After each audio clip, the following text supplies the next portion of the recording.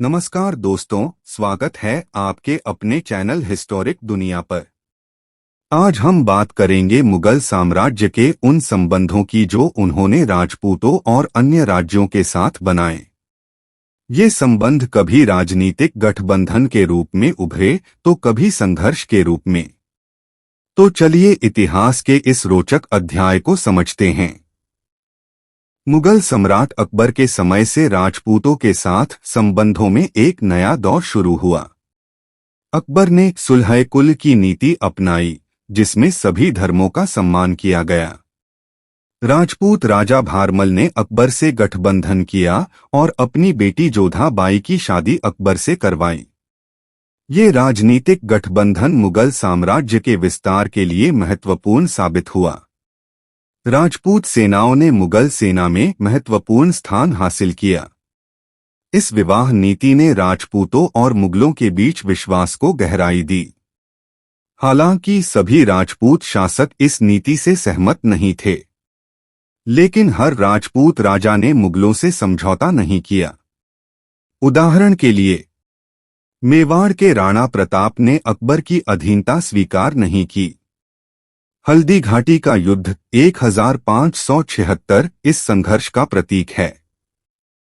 राणा प्रताप ने बहादुरी से लड़ाई लड़ी, लेकिन अंततः उन्हें जंगलों में शरण लेनी पड़ी।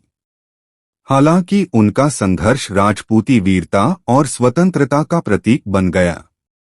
मुगलों के राजपूतों के अलावा अन्य राज्यों के साथ भी संबंध जटिल थे।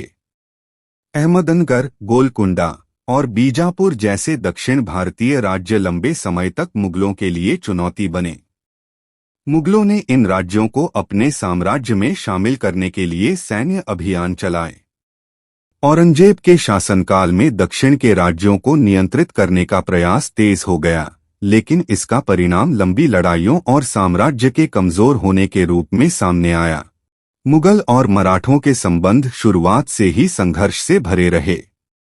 शिवाजी महाराज ने 17वीं शताब्दी में मुगलों के खिलाफ आवाज उठाई और एक मजबूत मराठा साम्राज्य की नींव रखी।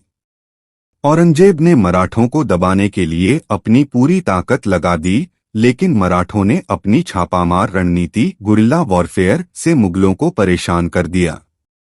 हालांकि शिवाजी की मृत्यु के बाद मराठा शक्ति थोड़ी कमजोर हुई, लेकिन पेशवा बाजीराव जैसे नेताओं ने इसे और मजबूत किया। अंततः मुगल साम्राज्य के कमजोर होने की एक बड़ी वजह मराठों की बढ़ती ताकत थी। अब बात करते हैं मुगल और सिखों के रिश्तों की। सिखों और मुगलों के संबंध शुरुआत में तो सामान्य थे, लेकिन धीरे धीरे संघर्ष बढ़ता गया। गुरु अर्जुन देव जी को जहांगीर के समय शहीद किया गया। इसके बाद गुरु गोबिंद सिंह जी ने सिखों को एक योद्धा समुदाय में बदल दिया। औरंगजेब के समय में सिख मुगल संघर्ष और बढ़ गया। गुरु गोबिंद सिंह के बाद बाबा बंदा सिंह बहादुर ने मुगलों के खिलाफ बड़ा विद्रोह खड़ा किया। सिखों का संघर्ष मुगल साम्राज्य की कमजोरी में एक अहम भूमिका निभा गया। तो दोस्तों, ये थे मुगल, मराठा, राजपूत और सिखों के बीच के रिश्तों के कुछ पहलू।